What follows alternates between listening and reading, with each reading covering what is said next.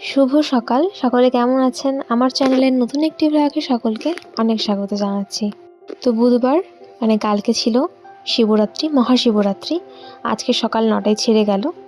তো কালকে আমি কিভাবে শিবরাত্রি ব্রত পুজো করলাম সেটাই আপনাদের সাথে শেয়ার করব। আশা করছি আপনারা পুরো ভিডিওটি লাস্ট অবধি দেখবেন। ভালো লাগলে লাইক কমেন্ট করতে ভুলবেন না। তো সকালবেলা উঠে আমি স্নান করে ঠাকুর ঘর পরিষ্কার করে ঠাকুরের বাসনপত্র যা যা আর কি বাসি কাজ ছিল সব কিছু করে আমি শাড়ি পরে রেডি হয়ে নিয়েছি। এদিকে ফুল বেলপাতা একটা সাইডে রেখেছি, ফল কিছু আলাদা করে রেখেছি। আর আজকে ঠাকুরটা আমি এই টুলের উপরে বাঁধবো, তাই জন্য আসন দিয়ে পাথরের থালা দিয়ে আমি এখানটা সাজিয়ে রেখে দিয়েছি। আর দই মিষ্টি নিখুঁত বেলপাতা সব বেছে বেছে আলাদা করে রেখেছি। এদিকে ফল আছে, 5টা গোটা ফলও দেবো, একটু ফল বানিয়েও দেবো। আর ঘরের ঠাকুর যা যা আমার ঠাকুর আপনারা সকলেই জানেন কি আছে আমার ঘরের ঠাকুর দেবতা। আর এই বড় মার ছবিটা আগের দিন নিয়ে এসেছিলাম বড় মার ওখান থেকেই, খুব ইচ্ছা ছিল অনেক দিনের।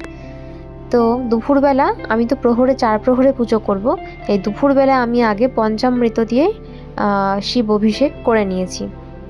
অভিষেক করে নেওয়ার পর আমি ঠাকুরকে আসনে প্রতিস্থাপন করব এবং তারপর আমি প্রহরে প্রহরে যেভাবে আর কি আমি জানি পুজো করতে হয় সেভাবে করব। ভোলে বাবাকে আপনি একটা বেলপাতা দিলেই তিনি সন্তুষ্ট।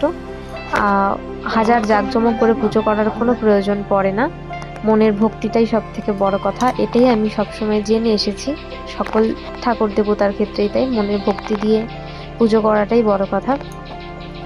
তো আমি যতটা পেরেছি সেভাবেই পুজোটা করার চেষ্টা করেছি, যতটুকুনি জানি যতটুকুনি জেনেছি। আর এখন তো ইন্টারনেটে প্রচুর অনেক কিছু জানা যায়, তো দুপুরের পুজো শেষ করে আমি এখানে 5 ফল সন্দেশ মিষ্টি দিয়ে সকল ঠাকুর দেবতাকে পুজো দেওয়া হয়ে গেছে। সৌরভও উপোস করেছিল, তো ও জল ঢাললো। আর মামুনিও উপোস করেছিল, মামুনিও জল ঢেলেছে। পুজো করার পরে সকলে একে একে জল ঢেলে উপোস ভঙ্গ করেছে। আর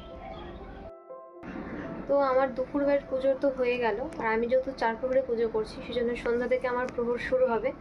তো তখন থেকেই আমার আসল শিবরাত্রি মহাশিবরাত্রির পুজো শুরু হবে। আর এখন আমি শিব অভিষেক করিয়ে জল ঢেলে পুজো দিলাম। আর সকলে জল ঢাললো, বাড়ির সকলে। আর প্রহর থেকে আমি আবার পুজো শুরু করব। তো চলো তোমরা ব্লগটা লাস্ট অবধি দেখতে থাকো। সকলকে মহাশিবরাত্রির অনেক অনেক অনেক শুভেচ্ছা।